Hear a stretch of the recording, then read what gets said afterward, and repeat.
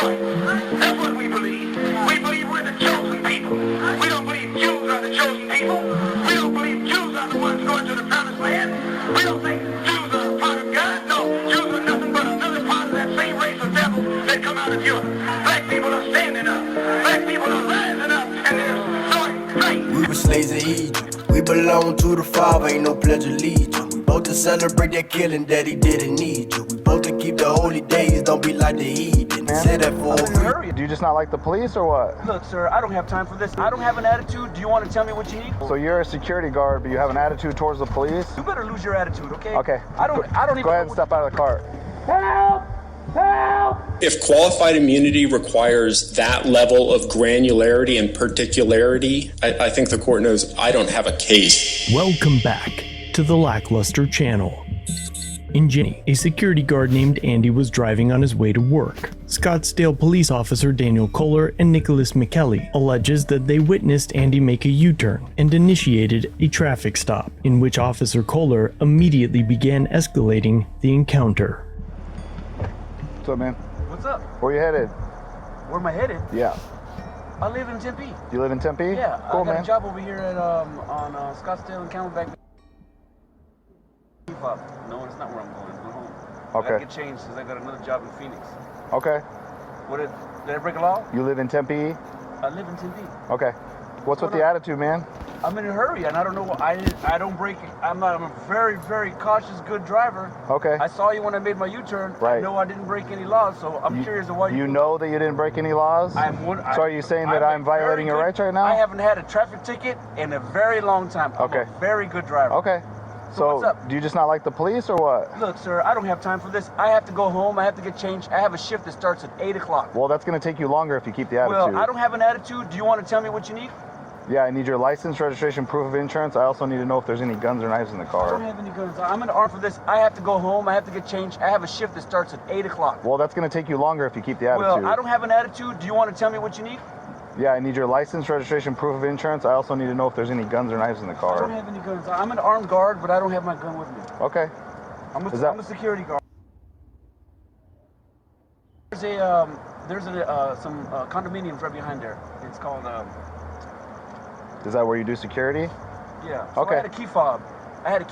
And I took it last night. I took it home. Okay. I did a 10 p.m. to 6 a.m. shift, and I went home with it, and I was so tired, and I had to go to Phoenix because my TV broke, so I had to go to my storage. Okay. And I had to unload all my stuff in there, and I got my stuff over here. So you see, I had to take it back over here. So Okay. the car's registered to my mom's name, Okay. and so. Okay, so yeah, fair use.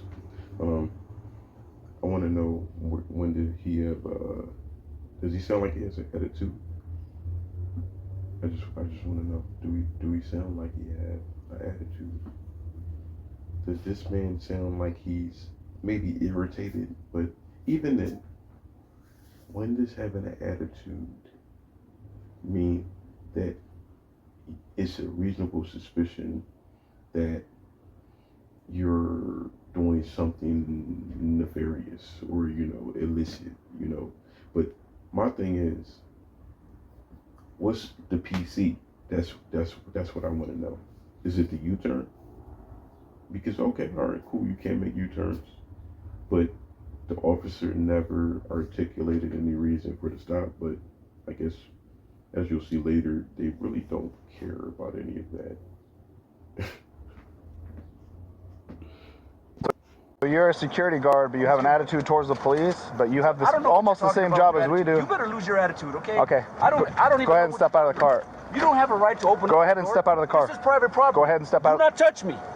Get out of the car. Do not touch me. Get out of the car. I'm Do not gonna rip touch you out of the car. Do not touch me. Hey! Get out of the car. Hey! Get out of the Hey! car.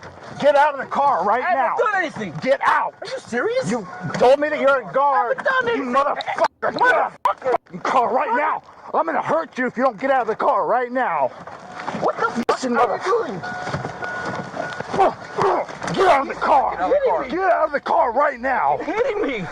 I'm Oh gonna my God. get on the ground right now. Officer Kohler used excessive force when he body slammed Andy into the ground, head first, and continued applying force to his legs. Officer Kohler throws Andy to the ground. Another officer kneels on his legs. Andy's nose is broken. He's bruised and bleeding from the face, calling bystanders to intervene. Help!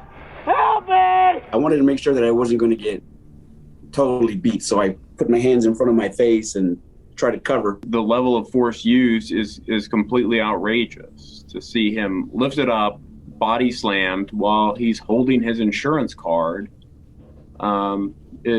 it just screams out that this is wrong. Andy was not actively resisting or evading arrest when Officer Kohler began to use force. When officers use force like this, they charge the individual they used force against with resisting arrest. Once prosecutors got a hold of the case, they dismissed all charges against Andy, but never initiated charges against the officers. Andy would go on to sue Officer Kohler and McKelly for excessive force and the city of Scottsdale for negligent supervision and training. As expected, the officers moved for summary judgment, citing qualified immunity as a defense. But the district... You're about to see. They were trying to hear none of that. Like, they wasn't trying to hear none of it. None of it. Not even a little bit. And aggressively place him in an impossible situation, and he did what any citizen would. He put his hands in the air and tried to avoid being hurt. Thank you. Your Honors, there were a lot of questions about the other times that Mr. Dominguez was reaching around in the car. Reaching and fiddling and looking for things is a whole scale different from this. Whole scale difference. Where's the case? Where's the case that says that Officer Kohler cannot step in that door frame? Where's the case that says... Well, if he steps in the door frame, how is not getting out of the car resisting? It's passive. It's a physical question, passive. Not a legal question. It's passive resistance. Mr. Dominguez... Stop. If you cannot open the door to exit, how is not getting out passive resistance? It's not physically possible to exit if the officer is standing in front of the door. That's the argument being made. I don't know if that's true or not. The video doesn't necessarily contradict that. And so I put it to you. He's arguing, jury could say there's no resistance at all because the problem is that your client decided to stand in front of the door. Where's the case that says where the officer can stand? No. It's not a case. It's a fact. Well, it's a fact. Well, Your Honor... Your premise is that Dominguez is resisting. The resisting is because he's not getting out of the car. But if he physically can't get out of the car because your client's standing there, where's the resistance? If there's no resistance, there are lots of cases saying that application of this force is not eligible for qualified immunity. The video clearly shows, Your Honor, that Officer Kohler... when they're having the conversation, Mr. Dominguez says, you better lose your attitude. Officer Kohler opens the door and says, I need you to step out the car. Why does he say that? I mean, if you want to go to the attitude, it's because your client has been dumping on him from the get-go. So to say all of this is built upon Mr. Dominguez responding in some fashion to the flame that your client has lit, that's not very persuasive, and it again requires us to accept your version of the facts. So if you tell me that the jury has to reach a certain conclusion because at some point Dominguez says, you're the one that's showing attitude, okay, that case has to go to trial. What this court must look at is the moment immediately prior to the use of force. Graham says reasonableness at the moment. At the moment the force was used, would an objective officer have responded with force? And at the moment force was used, the immediate moment preceding that was the reach. After that, it was active resistance. Look at the district court on that, trying to detail the facts, recognizing what both sides say. According to the district court's decision at ER 8, Dominguez puts his hands in the air, holding his license and insurance in hand, and told Kohler, do not touch me. Kohler then moved closer and told Dominguez, get out of the car or I'm going to rip you out of the car. How's he going to get out? At the same time, Dominguez repeated, do not touch me, and reached for the phone on the passenger seat. Now, if you take that, and your client is saying, or I'm going to rip you out of the car, that seems to precede or at least at the same time that the reach that you're so much depending upon occurs. But Dominguez's reach comes after it appears, or could come after, according to what the jury might find, after your client says, or I'm going to rip you out of the car. Now, who exactly has initiated that problem? Who has injected force into this? The officer has a right and a duty to exercise unquestioned command of the situation. Because before he says that, that's before the reach. If you're depending upon the reach to justify the use of force, your client says, or I'm going to rip you out of the car before that reach takes place. So, but there's no force used. Ultimately, there's no force used until the reach happens. All right.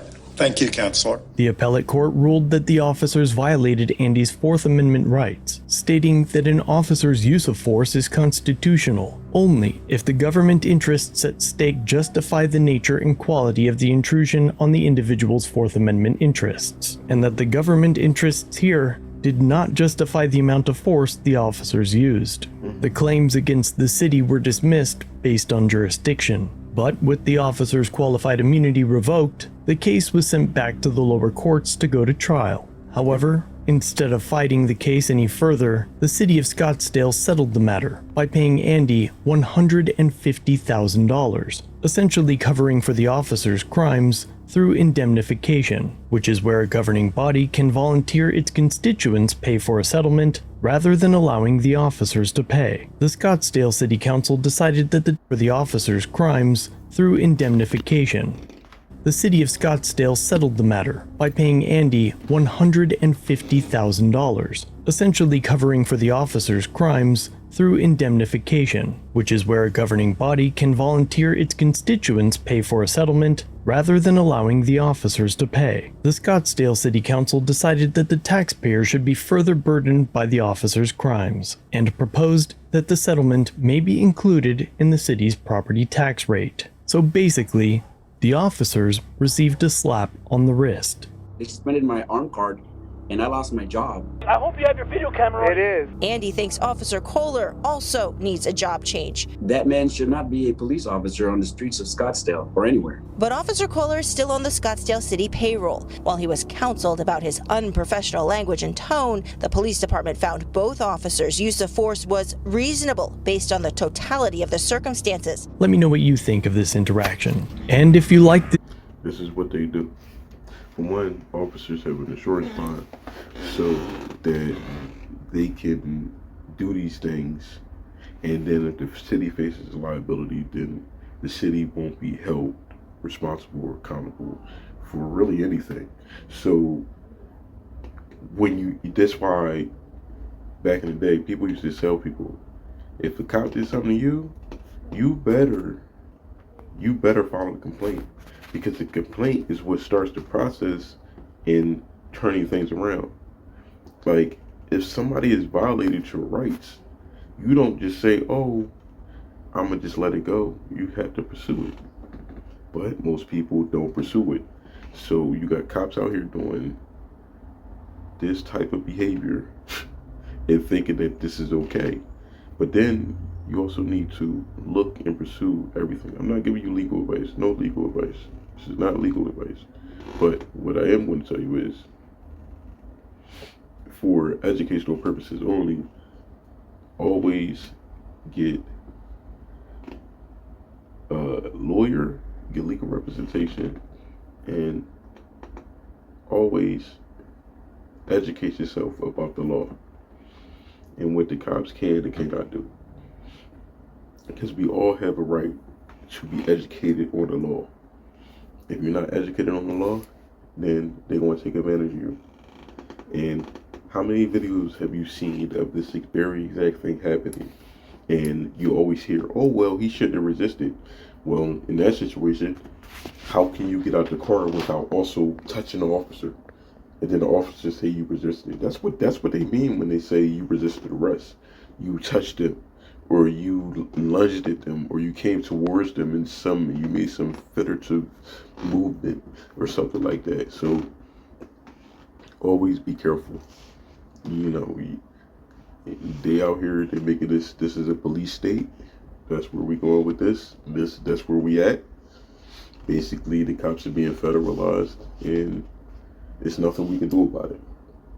Because obviously, not enough people want things to change, or they want things to change too much to the point where we don't have any rights, and they can just kill you in the streets. They'll shoot you down. They can shoot you down in the streets, and now you want people to care about you. But when it happens to somebody that doesn't look like you, now we don't care no more. Stop the hate. Right? Anyway, I'm out. Peace. Back to who we are. I don't see how you don't see. You're Lazarus. You're the dry bones. You're the prodigal son. You're the lost sheep. You're the people about whom the Bible is speaking, who will stand up in the last days when the trumpet is sounded. I shall keep it until the end. Give me understanding, and I shall keep your law. Yea, I shall observe it with my whole heart. Hallelujah. Hallelujah.